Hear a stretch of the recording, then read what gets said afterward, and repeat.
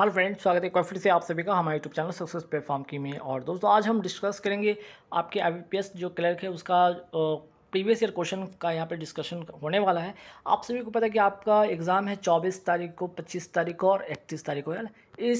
इस 3 तारीख में आपका एग्ज़ाम है। तो जिनका कल पेपर है 24 तारीख को, जिनका 25 तारीख को और 31 तारीख को, अब है कि आप कम से कम समय में, है ना, कम से कम समय में आप कम से कम कितना, आप कम से कम समय में कम से कम आप 15 अगर आप कर लेते हैं, ठीक है, 15 आप मार्क्स अगर ले आते हैं तो डेफिनेटली यहाँ पे क्या होगा कि आप सेक्शनल कट ऑफ को भी क्लियर कर लीजिएगा और आपकी प्रीलिम्स भी क्लियर हो जाएगी। अगर आपका रीजनिंग वाले सेक्शन और क्वांट वाले सेक्शन में आपका परफॉर्मेंस अच्छा रहता है, जैसे 30 प्लस या 25 प्लस रह जाता है और यहाँ से आप इंग्लिश कर लेते 15, तो बिल्कुल यहाँ से आप प्रीलिम्स क्लियर कर जाते हैं ना। तो देखिए एक्चुअल में आपको करना कि कौन कौन से सेक्शन से आप स्कोर कर सकते हैं। देखिए यहाँ पे आपके 5-6 से जो है टॉपिक से एग्जाम में सवाल आते हैं। पहला जो सवाल है आपका एरर से, ठीक है। अगर आपका ग्रामर पे अच्छा पकड़ है तो देखिए बेसिकली आपका जो है एरर में वो ग्रामर बेसिक होगा, कुछ ट्रिकी होगा, ठीक है। तो यहाँ पे आप 5 क्वेश्चन में से अगर आप कोशिश की 4 क्वेश्चन भी आप कर पाते, 3 से 4 तो सही है, ठीक है।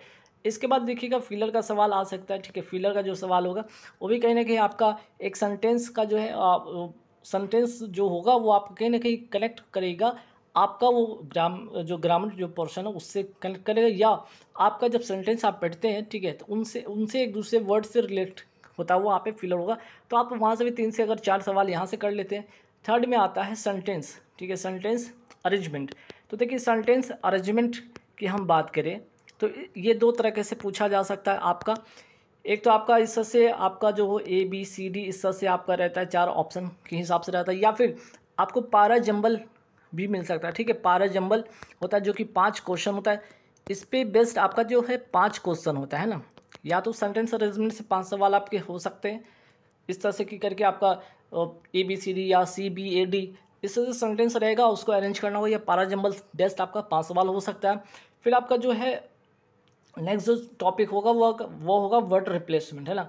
वर्ड रिप्लेसमेंट में क्या होता है, वर्ड रिप्लेसमेंट में ये होगा कि आपका 3-4 ऐसे वर्ड होंगे एक सेंटेंस पे, 3-4 ऐसे वर्ड होंगे जिनका जो प्लेस है वो एग्जैक्ट वहाँ पे होगा नहीं, बल्कि आपको इंटरचेंज करना होगा, जिससे कि आपका उसका सही सही मीनिंग पता चलेगा। सातवां होगा कि आपका वर्ड, जैसे कि आपका जो वहाँ पे बोल्ड में लिखा रहेगा कि वो क्या है, वर्ड जो है आपका वो सही है या नहीं, या ऑल आर करेक्ट, ठीक है, या सभी वर्ड आपके करेक्ट हैं। और सबसे इंपॉर्टेंट आता है RC, जहाँ से आप मैक्सिमम स्कोर कर पाते हैं, ठीक है। तो आइए सारे क्वेश्चन को फटाफट हम देख लेते हैं कि इस तरह से आपका एग्जाम में आने वाला है। तो ऐसा ही क्वेश्चन का पैटर्न होगा और कल आप जाएंगे पेपर देने, या जिनका 25 को या 31 को अच्छे से पेपर दीजिएगा, जैसे मैंने बताया था आपको। इस तरह से रहता है कि आपका वर्ड रिप्लेसमेंट वाला वर्ड होगा। फिर आपका इस तरह से देखिएगा तो यहाँ पे आगे बढ़िएगा तो सेंटेंस अरेंजमेंट वाला होगा, जैसे कि मैंने बताया था। एक रहेगा इस तरह से, और पारा जंबल भी रहेगा, ठीक है। तो पारा जंबल को उसमें नहीं लिया गया है, आपको नेक्स्ट वाले वीडियो में दिख जाएगा। तो एक साथ पैसेज होगा, जिसमें पैसेज में देखिएगा कि हाईलाइट क्या रहता है ना। 3 से 4 ऐसे वर्ड होंगे जिसका एंटो, ठीक है, जिनका एंटोनिम या सिनोनिम, ठीक है, जिनका सिनोनिम आपसे पूछ लिया जाएगा। तो 4 यहाँ से सवाल होंगे, बाकी आपके जो पैसेज से रिलेटेड सवाल होंगे। तो आइए फटाफट देख लेते हैं सवाल क्या क्या किस तरह का रह सकता है। तो यहाँ पे देखिएगा पहला सवाल क्या है कि the investor sold all his stocks after having a prenomination, ठीक है, premonition about the market crashes. तो देखिए यहाँ पे यहाँ पे प्रीमोनिशन का मतलब क्या होता है, यहाँ पे पूर्व सूचना या चेतावनी भी कह सकते हैं इसको, ठीक है, चेतावनी भी कह सकते हैं, चेतावनी या पूर्व सूचना भी आप इसको कह सकते हैं।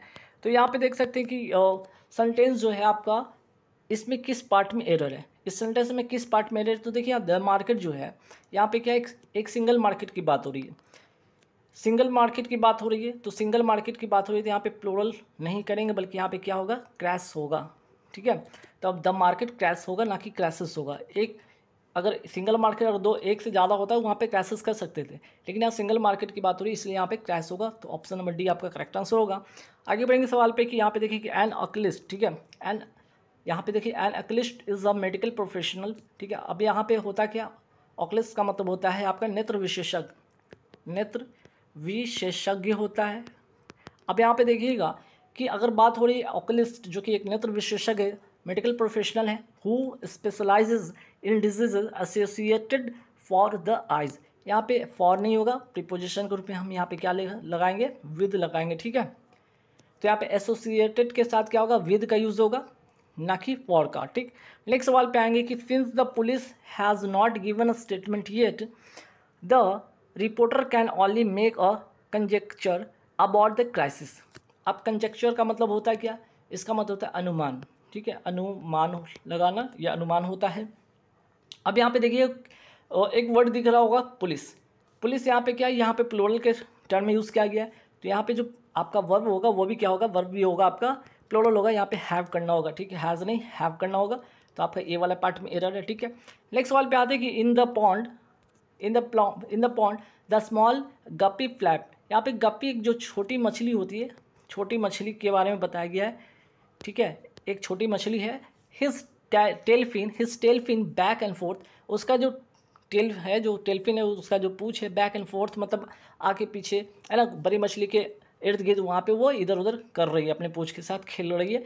To swim next to the bigger fish, है ना, जो बड़ी मिस है, उस बड़ी मछली उसके आसपास वो स्विम कर रही, तैर रही है, इधर उधर कर रही है। अब यहाँ पे देखिएगा, जब यहाँ पे बात हो रही छोटी मछली, तो छोटी मछली के लिए यहाँ पे देखिएगा, यहाँ पे हिज नहीं होगा, यहाँ पे पॉजेसिव के रूप में क्या होगा आपका, हिज नहीं होगा बल्कि इट्स होगा, ठीक। क्योंकि जब अगर हम छोटे जीव जंतु की बात करते हैं तो वहाँ पे हम हिज नहीं लगाते हैं बल्कि क्या लगाते हैं, इट्स लगाते हैं। तो आपका किस पार्ट में एरर हुआ, आपका सी वाले पार्ट में एरर है, ठीक है। नेक्स्ट सवाल पे आते हैं कि if logical minds don't prevail a major war will break out between the two largest gangs in the city, ठीक है। अब देखिए यहाँ पे टू हो गया, अब दो लार्जेस्ट है तो गैंग सही है, दो चीज़ के लिए हम प्लूरल का यूज़ करते हैं। इफ़ लॉजिकल माइंड्स, ठीक है, यहाँ पे प्लूरल है तो डू नॉट होगा, ठीक है। Prevail a major war will break out between, ठीक है, बिटवीन के साथ टू लोगों के बीच में लगता है, तो बिल्कुल ये सेंटेंस क्या है आपका, सही है, ठीक है। तो यहाँ पे एरर इसी तरह के आपके एग्जाम में आएंगे। तो आपका एरर में भी क्या होगा, आपका जो आपका पार्ट ऑफ स्पीच है, ठीक है, पार्ट ऑफ स्पीच पर ध्यान रखिएगा, इसी से रिलेटेड सारे के सारे आपको एरर मिलने वाले हैं, ठीक है। फिर आते हैं फिलर में क्या होगा, आपको रिलेट करना होगा, यहाँ भी कहीं ना कहीं आपको रूल बेस्ड एरर जो होंगे आपके ग्रामर के रूल से रिलेटेड, ठीक है, ग्रामर के रूल से रिलेटेड ही आपको कहीं ना कहीं फिलर में हेल्प होगा, ठीक है। अगर आपकी ग्रामर अच्छी है तो यहाँ से कहीं ना कहीं आप जो फिलर को आप फिल कर पाएंगे अच्छे से, ठीक है। जैसे देख लीजिए यहाँ पे क्या, she use to dash after him whatever he went. अब हमें पता है कि यूज्ड टू और टू के साथ क्या होता है, V1 का यूज़ होता है, टू प्लस क्या होता है, V1 होता है। ये आपने रूल सीखा है ग्रामर में कि टू के साथ क्या लगता है, V1 लगता है। तो V1 कौन है, यहाँ पे फॉलो है, हो गया आंसर आपका, ठीक है। नेक्स्ट सवाल पे आते हैं, the artist unique style and creative vision dash a sense of wonder, ठीक है। तो ये क्या करे, सेंस ऑफ वंडर को क्या कर, इवोक कर रहा है। इवोक करने का मतलब उस चीज़ को और बाहर निखारना और अच्छे से उसको क्या करना, दिखाना, है ना। तो उसका जो यूनिक स्टाइल है, जो क्रिएटिव विजन है, वो एक क्या कर रहा है, evoke a sense of wonder and all among viewers, और वो व्यूअर्स जितने भी वहाँ पे दर्शक बैठे हैं वो देख कर क्या आश्चर्यचकित कर रहे हैं ना। चलिए, तो यहाँ पे आंसर क्या होगा, तो यहाँ पे क्रिएटिव विजन को क्या किया जाएगा, इवोक किया जाएगा, जो आपके अंदर जो आपका यूनिक स्टाइल है और जो क्रिएशन है, जो क्रिएटिविटी है आपके अंदर, वो क्या करेंगे, उसको बाहर निखारेंगे, दिखाएंगे दुनिया को, लोगों को दिखाएंगे, और वो देखकर जो व्यूअर्स है, दर्शक है, वो आश्चर्यचकित करेंगे ना कि सरप्राइज होगा। यहाँ पे सरप्राइज मतलब दबाना नहीं, चूँकि यहाँ पे आपको पॉजिटिव ही तो देखना था, ये भी नहीं होगा, ये भी नहीं और ये भी नहीं, ठीक है। नेक्स्ट वाले की I was going out when the telephone, क्या होगा, द टेलीफोन रैंग होगा। अब देखिएगा, पास्ट की दो घटना हो रही है, है ना, दो घटना हो रही है। तो पास्ट की दो घटना में के सेंस में क्या होगा, एक घटना जो हो रही है और दूसरी उसी बीच घटी। तो एक घटना जो हो रही है उसी बीच जो घटेगी, तो एक तो होगा यहाँ पे पास्ट जो होगा आपका कंटिन्यूअस होगा, और दूसरा जो होगा आपका पास्ट इंडेफिनिट होगा, ठीक है। तो ऐसे कंडीशन में आपको यहाँ पे रैंक का यूज़ करना होगा। नेक्स्ट सवाल पे आते हैं, the musicians soulful performance and heartfelt lyrics dash a deep emotional. अब यहाँ पे देखिए डीप इमोशनल को क्या करेगा, यहाँ पे फोर्स करेगा, मीन्स कि क्या, उसको और बढ़ाएगा, है ना।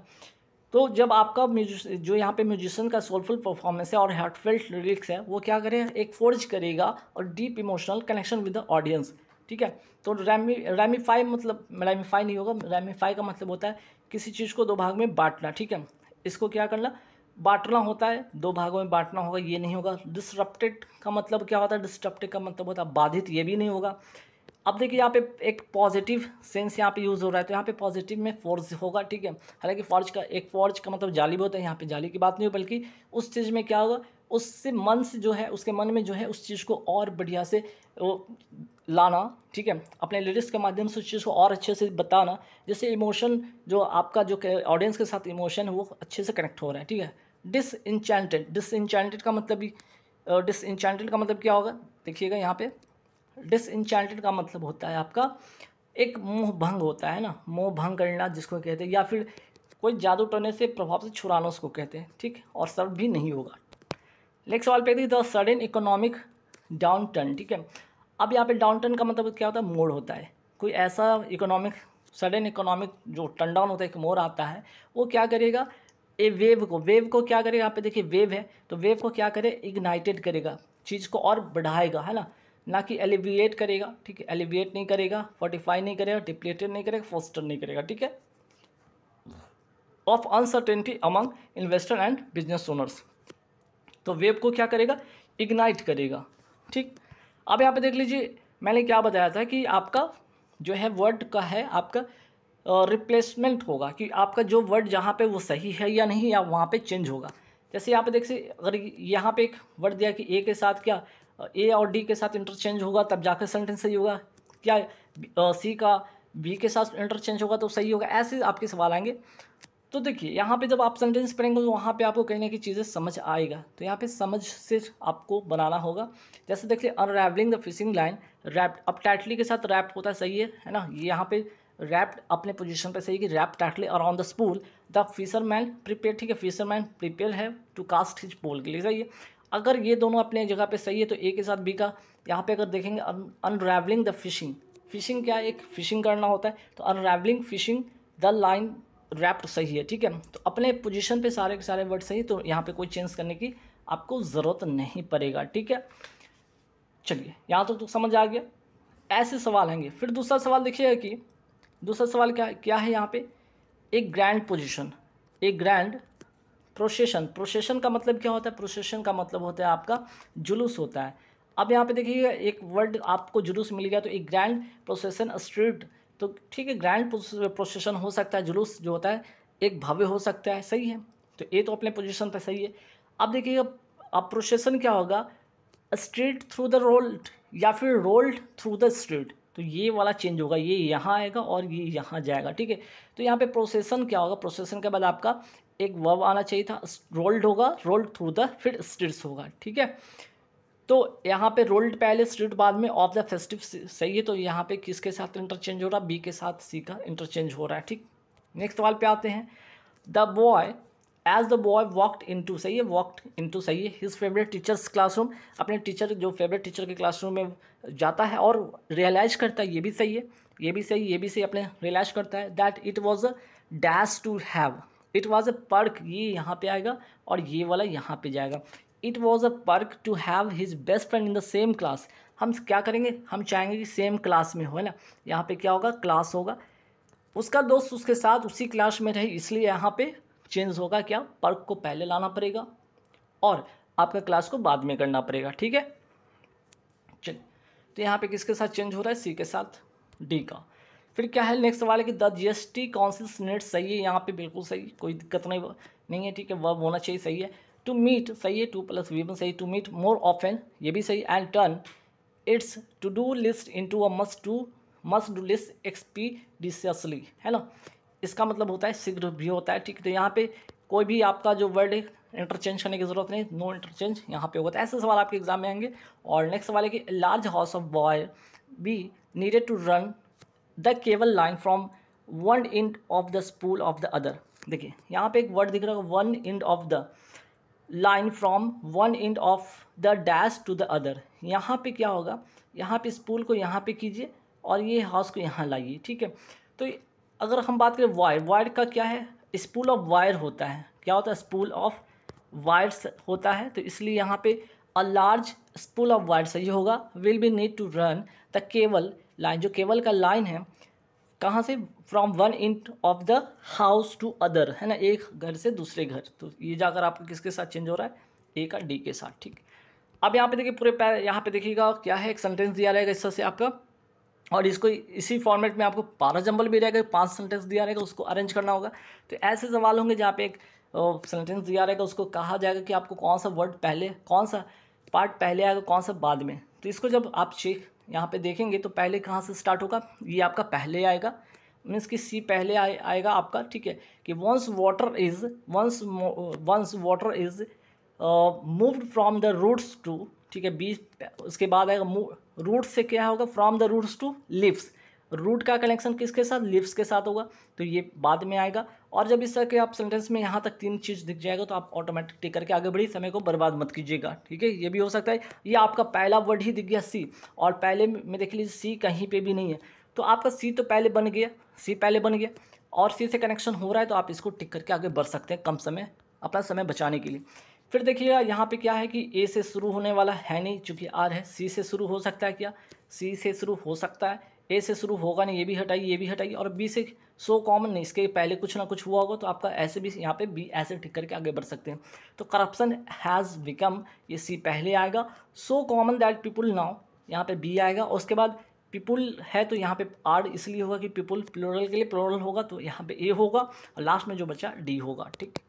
अब इसके बाद देखिए कि यहाँ पे एक पैसेज होगा रीडिंग कॉम्प्रिहेंशन, जो कि आपको अच्छे से पढ़ लेना होगा। और देखिए स्टोरी बेस्ड ही याद रखिएगा, एग्जाम में आपके क्लर्कियल एग्जाम में आपको स्टोरी बेस्ड ही मिलेगा ज़्यादातर, ठीक है, या फिर आपका हेल्थ इशू से रिलेटेड ऐसे कुछ आपके सेंटेंस हो सकते हैं। तो पूरे सेंटेंस में जब पढ़िएगा तो यहाँ पे पता चलेगा कि एक यंग मैन है, ठीक है, जिसका नाम ऑटो, वो एक गांव में रहता था, एक विलेज इन द माउंटेन, एक गांव में रहता था, जहाँ पे क्या है, वहाँ पे डिफिशियंसी है नमक की, और जो वहाँ पे जो पेड़ पौधे जो फसल उगता है उस वहाँ पे वो जो है जो फसल उगता है उसको खाने से उसका जो है the soil was so poor that it could not produce crops, मतलब वहाँ की जो मिट्टी इतना पुअर है, इतना बंजर है कि अच्छे से वहाँ पे फसल भी नहीं उगता है, और जो लोग हैं वहाँ पे मजबूर हैं क्या, टेस्टलेस फूड को खाने के लिए। और टेस्टलेस खाने के लिए जैसे कि कहने का मतलब वहाँ पे फसल अच्छे से होती नहीं है, और जो आप खाना खाते हैं, जो भी आप फसल खाते हैं, जो भी आप अनाज खाते हैं या फिर सब्जी खाते हैं, उन्हीं से आपको क्या होता है, सॉल्ट मिलता है, जो कि वो चीज़ होता ही नहीं। अब जब वहाँ पे सॉइल है ही नहीं अच्छे से, वहाँ पे पुअर सॉइल है, तो क्या होगा, पुअर जो है आपका जो क्रॉप्स भी का भी प्रोडक्शन होगा, जिसके कारण से उनको सॉल्ट की डेफिशिएंसी होगी, तो मजबूरन उनको खाना पड़ेगा। तो दे वर ऑल्सो बिग एंड सिक, और इसके कारण वो लोग क्या हैं, बीमार भी हो जा रहे हैं, कमज़ोर भी हो रहे हैं, और कुछ ऐसे है कि कम ही एज में उनकी डेथ हो जा रही है, ठीक है। तो द मैन जो है वो जो ऑटो है, द मैन कौन है, यहाँ पे ऑटो की बात हो रही है कि ऑटो डिटरमाइन करता है ठीक है हम क्या करेंगे, अपने जो लोग हैं उनको हेल्प करेंगे, और कैसे करेंगे, तो इसके लिए वो क्या होता है, बहुत दूर जाता है, वो ट्रैवल करता है, दूर दूर तक जाता है बहुत, और खोज करता है उस मीन्स की कैसे है ना, अबाउट सॉल्ट को कैसे यहाँ पे प्रोडक्शन कर सकते हैं, कैसे उसको ऐसे क्रॉप्स को कैसे उगा सकते हैं जिससे हमको वहाँ से सॉल्ट मिल सकता है। इसके लिए वो बहुत सारे विद्वान से स्कॉलर से मिलता है, और इसके लिए अध्ययन भी करता है। He even travelled to different land where he learn about the salt mines of other culture, कैसे है ना सॉल्ट माइंस को वहाँ पे जो प्रोडक्शन करेंगे उसका कैसे उत्पादन करेंगे, कौन से भूमि पर कहाँ पे कैसे फसल होगा, तो इस तरह से चीज़ें हैं। तो आफ्टर मैनी ईयर्स होता है, कुछ साल बाद ऑटो फाइनली रिटर्न होता है अपने गांव पे, और लोगों को समझाता है, बताता है कि कैसे वो इससे मदद कर सकता है उगाकर, है ना, विलेज में जाता है और अपने लोगों को बताता है कि how it could help them, कैसे वो उसकी मदद कर सकता है। He also told them about the salt mines के बारे में वो बताता है, और तो लोगों को लगता है कि मतलब पहली बार में लोगों को बताता है तो वो क्या होता है, स्केप्टिकल हो जाता है, वो सोचने पे मजबूर हो जाता है कि जो ये ऑटो बता रहा है वो बिल्कुल सही है क्या।